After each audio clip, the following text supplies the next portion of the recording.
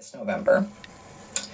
We're also going to go to Hagerstown, Maryland tonight, where one of the scrappiest campaigns in the country is underway. They are giving a clinic in Hagerstown, Maryland on how to slow down, how to problematize, how to just make it as difficult as possible for Trump to try to open up one of his gigantic new prison camps to hold people without trial.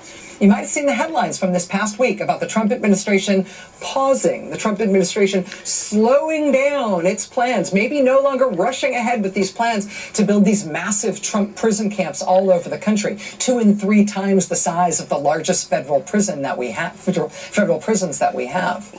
For the people all over the country who have been trying to stop these huge warehouse prisons from being built in their communities, this news about the Trump administration reportedly backing off their plan, backing off this plan to give Trump a huge new network of prison camps to fill.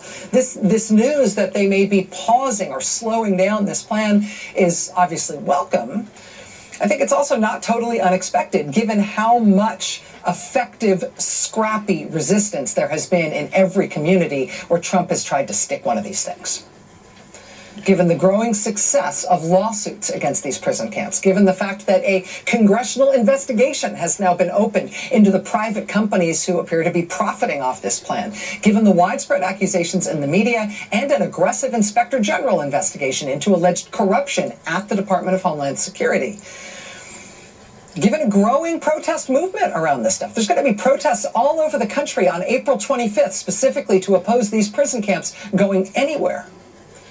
In Hagerstown, Maryland, where there have been protests against the prison camp plan for there every single week for months, where local activists in Hagerstown have used public records requests and have obtained drone footage of the site where they're planning to put the prison, where these local activists have figured out all the permitting requirements that DHS has blown through in trying to get this thing open, where they've had doctors document how the facility is going to overwhelm the local health system, where they've built a signal group chat of hundreds of people willing to respond at a moment's notice to the latest deprivation, to the latest news on this would-be Trump prison camp in Hagerstown. In Hagerstown, this model of super scrappy resistance to the single worst idea the Trump administration has tried to implement. In that town, they have responded to this news that they're pausing these prison camps, they're slowing down their plans. In Hagerstown, they have responded by doubling down themselves. The founder of Hagerstown Rapid Response saying today, quote, "This is the moment to increase pressure, not reduce it. The danger right now is complacency." And that is the mark of a scrappy movement that is likely to win its fight. That local activist is going to join us tonight from Hagerstown. Senator Mark Warner is going to join us tonight. We've got lots to get to. Stay with us. Mark Wayne Mullen started his new job as the head of Homeland Security a week ago Tuesday. At Homeland Security, he was replacing, of course, Kristi Noem, who was just fired. Within 1 week of Secretary Mullen taking the oath, this was the big news headline, quote, "DHS pauses plans to buy warehouses for immigrant detention." Oh, maybe that's off. Democrats in the House and Senate had opened a new investigation into this huge $38 billion plan to build giant ICE prisons all around the country. They're demanding information from contractors and real estate companies involved in this expensive plan to give Trump a big new network of massive prison camps to hold people without trial. Homeland Security has reportedly now put the whole thing on hold. So that's the big picture, right? New boss in Homeland Security, Democratic lawmakers demanding answers. DHS puts the plan for ICE prisons on hold. That's the big picture. If you look up close, though, in the actual places where Homeland Security has been buying warehouses that it could turn into prisons, the picture looks a lot more like just really old-fashioned, really scrappy local activism, sustained nonviolent protest, remarkably creative resistance. In Hagerstown, Maryland, for example, they started pushing back in mid-January with a post on a relatively new blog called Project Saltbox. Quote, "ICE targets Hagerstown site as part of nationwide detention expansion," shows leaked document. People in Maryland ferreted out public records showing county officials were worried about the project behind the scenes, even though publicly they were pledging their support for ICE. Local activists with Hagerstown Rapid Response started posting drone footage of the warehouse site. They were tracking the arrival of vehicles at the site and things like portable toilets. Hagerstown Rapid Response got dozens of doctors on board for an open letter about how this proposed huge ICE prison would overwhelm the already strained local health system. They started protesting at the county commissioners' meetings. Then they started doing it every week. They joined with a statewide pressure group called the Maryland Coalition to Stop the Camps. For No Kings Day last month, that coalition got people from all over the state of Maryland to protest there in Hagerstown. On No Kings Day, their banner in Hagerstown was No Kings, No Camps. No ICE prison in Hagerstown. They put pressure on companies that listed job openings about potential jobs at the facility. One Hagerstown Rapid Response member told a reporter, quote, "This ICE warehouse is not an abstract policy debate. It's a concrete threat to our neighborhoods, our infrastructure, and the people who live here in Washington County, Maryland." All of this hustle, the protests, the drone footage, the documents, the letter from the doctors, all of this hustle in what really is a pretty Republican part of blue state Maryland. The work of these local activists in Hagerstown has now been incorporated into a lawsuit by the state that's trying to stop the Hagerstown facility and another one they want to build elsewhere in Maryland.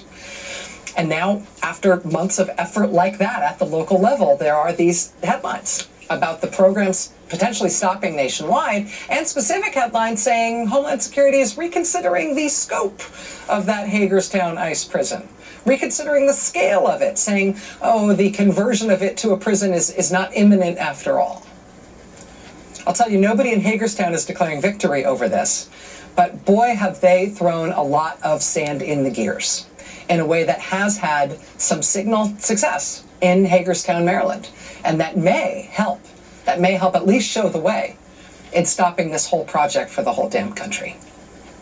Joining us now is Patrick Dattilio. He's founder of Hagerstown Rapid Response with 550 members on its Signal chat, watching for alerts as we speak. Patrick, thank you very much for talking to us. Thank you for joining us here tonight. Thank you for having us here. So I know that you guys put out a post today saying, don't be fooled, the Hagerstown ICE Detention Center isn't canceled. You're saying the danger now is complacency, and now's the time to really put the pressure on. Tell me a little bit more about your thinking about that and how you're viewing these recent developments. Sure, absolutely. The warehouse is still being actively developed. The DHS, in their response to the AG's lawsuit, specifically said that they are working on the